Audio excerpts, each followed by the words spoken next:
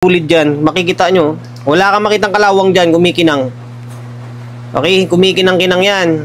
Ganyan katindi kapag original. Okay, dahil wala tayong upload na video ngayon sa may YT natin dahil yung gawa ko kanina is puro speaker. Kaya hindi ko nakukuha ng video. Ngayon, para may pang-upload tayo, eto, i-review natin or ipapakita ko sa inyo yung laman loob ng DBX na 2231 natin. Take note ha, original ito. 110. 110 ito na original. Okay, DBX. Yan o. Yung DBX na original, sa sulat pa lang, malaman mo na. Pulang-pula siya. Okay. 2231 ito ha. 2231. Equalizer with limiter. Okay. Kapag sinabi mong 2231, dalawang 231 ang dating niya. Kaya nga 2231 siya eh. Ito, 31 band ito. Mali 31 na piraso yung slide niya. Tapos, dalawang 31. Kaya 2231. Di ba? Okay. Ito yung harap niya. Original ito. Galing Canada ito ng mga unit natin. Tapos, sa control niya, halos same lang din sa ibang typical na mga DBX. Okay. Gain input. Tapos, ito yung threshold niya.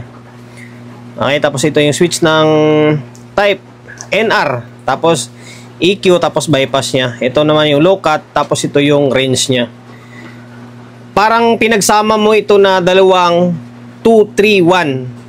Yung 231 kasi, maiksi lang yung slide nun. Maiksi lang siya, halos kalahati ng ganito. Kumbaga, isang 231 ito, isang 231 ito. Kaya nagiging 231 siya. Pinagsama mo yung dalawang 231. Kasi mas mahaba yung slide dito, kung mapapansin nyo. Haba na agwat, di ba?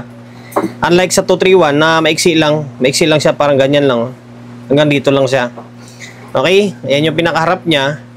Ngayon, sa likod muna tayo, bago sa may loob niya. Okay? And 120 ito, 100 to 120. Siya nga pala guys, kapag matuloy yung deal, may mga parating ako na mga original na ganito. Baka magustuhan nyo. Ayan, inulit natin 100 to 220, pero pwede i-convert ng 220 ito kaso papalitan mo yung transformer. Ako, kaya ko to kasi technician tayo eh. Okay, DBX Professional Products by Harman. Yung DBX and then Harman ay iisa lang. Yung Harman Kardon, iisa lang yan sila. TCL, sa TV nila or sa video nila ay TCL yun, yung brand nila. Okay, gawa yan ng Harman International Company, Salt Lake City, Utah. Made in Nachi. Gawang Nachi ito, pero prangkisa pa rin naman ng USA. Okay? Ayan. Hindi porket gawang Nachi ay fake agad. Mindset kasi ng ibang Pilipino, kapag gawang Nachi is fake. Hindi. Depende sa budget nyo, di ba? Ang in-check, kapag mahal budget mo, mahal din yung materialis na ilalagay. Kapag low budget ka, low budget din yung ilalagay yung materialis, di ba? Ayan. Original yan ha. Oh, tapos sa 110. Ngayon, manufactured, blah blah blah blah. Yung mga patent niya. Tapos, ito yung input-output niya. Okay? Output, naka-XLR siya.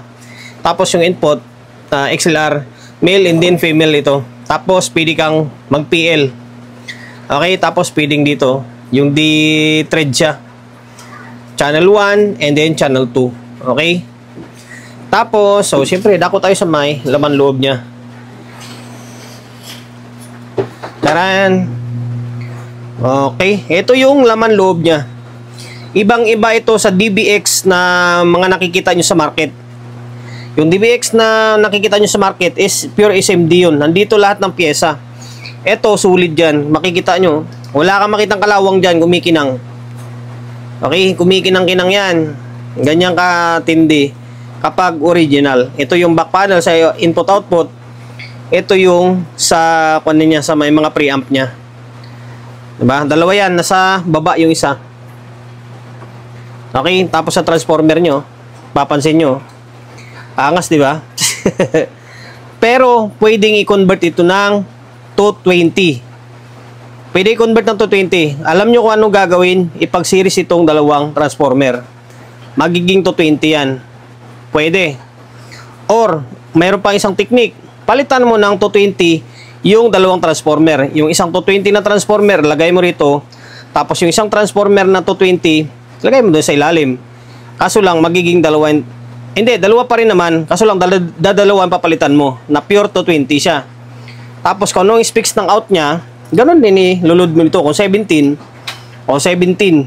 Pero ito, dahil dalawang 110 nito, 120, pwede mo siyang, ang gagawin mo, ipag-series mo ito. Pag-series mo, yung itim and din puti, pagsamahin mo to. Tapos, ipag-connect mo. Okay? Ganun lang yung style dyan. Pero hayaan nyo na, sa sunod, gagawa natin ng video yan. Pakita ko sa inyo kung paano ang diskarte sa pag-convert nito. Okay, sa ngayon, yan lang muna. Angas, di ba? Angas ng laman loob niya. Ayan, DBX na 2231 na equalizer limiter. With limiter ito. 31 band. Yan sa, malay nyo, di ba? May mag-offer sa inyo na ito klaseng unit. At least alam nyo yung laman loob niya. Di ba? Kung gaano siya ka authentic. Basta inulit ko, kapag matuloy yung deal, baka may parating ako ng ganitong klaseng unit, baka magustuhan nyo, magbibenta tayo. Okay, hanggang dito na lang.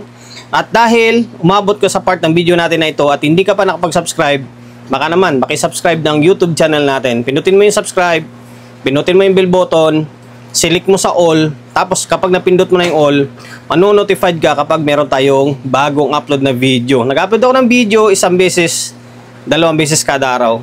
Okay? Salute sa inyo. Peace.